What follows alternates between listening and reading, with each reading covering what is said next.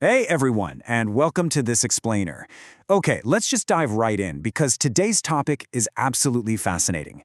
We live in a world that is totally defined by these massive, sprawling global supply chains. We constantly hear all these buzzwords about tonnages, container capacities, shipping lanes, logistics networks, the whole shebang. But it is so easy to lose sight of the actual individuals who make it all happen. So today, we're going to look past the massive scale of the shipping industry and focus on the very intimate, profoundly human reality of one young sailor. His name is Ben, and his story perfectly captures the invisible human cost of the goods we all consume every single day. Let's start right at the very beginning of his journey. 17. Just take a second and try to imagine being 17 years old again, right? Most of us at that age are stressing over exams, maybe finally learning how to drive, or just, trying to figure out who we are. But at 17, Ben was signing a highly dangerous, totally grueling contract to work across the globe, far away from everything he had ever known. He was taking on a level of responsibility and physical danger before even reaching adulthood that most adults will, thankfully, never ever have to experience. Part 1. A young sailor's departure. So, Ben is a young man from Nigeria, and to really grasp the gravity of his departure, you gotta understand what he was leaving behind. He came from a massive family. He literally has 30 brothers and sisters. Just imagine the noise, the energy, the constant presence of family in a household that large. He completed just 6 months of maritime school in Nigeria to prepare for his career. Think about that. Half a year of training, and then he had to leave that massive support system behind to step onto a ship. 9. That is the sheer duration in months of the contract Ben signed.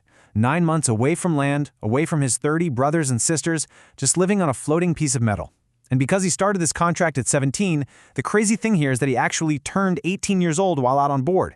His transition into official adulthood didn't happen with some massive family celebration back home. It happened out on the open water while he was working. Part 2. Isolation on the open sea. When you go from a bustling house of over 30 people to the stark reality of life on the open water, the contrast is pretty jarring.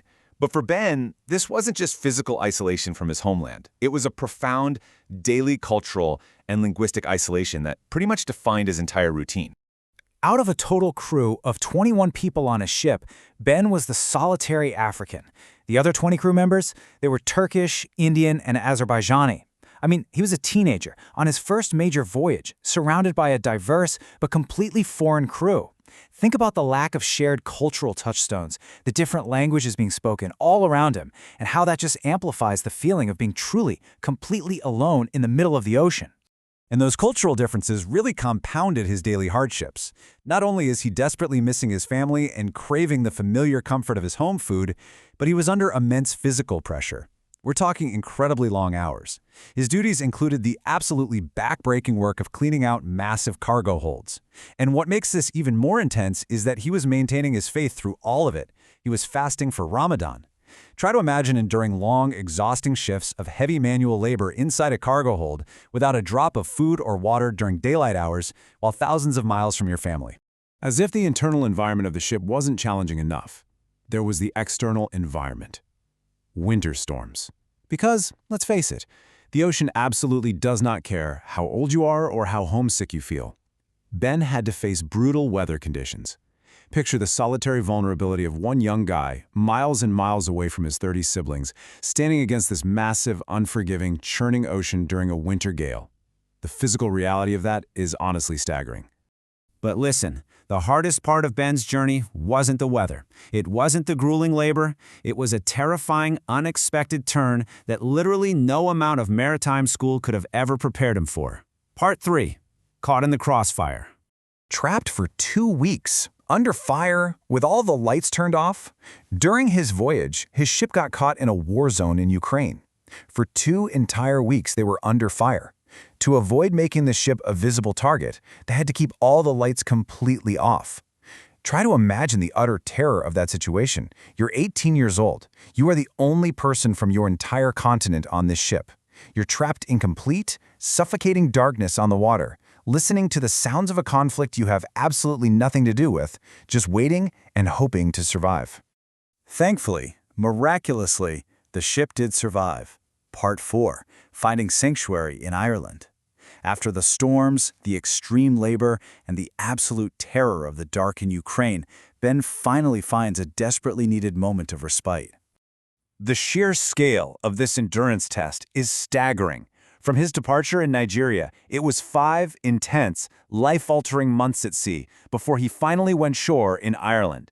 You can almost feel the immense physical relief of finally stepping onto solid, dry land after half a year of turbulence and fear. So the crucial point here is what actually happens when a young guy finally steps off that ship. Well, it's this beautiful step-by-step rebuilding of his humanity. First, he met a port chaplain, someone whose whole job is to look out for the welfare of sailors.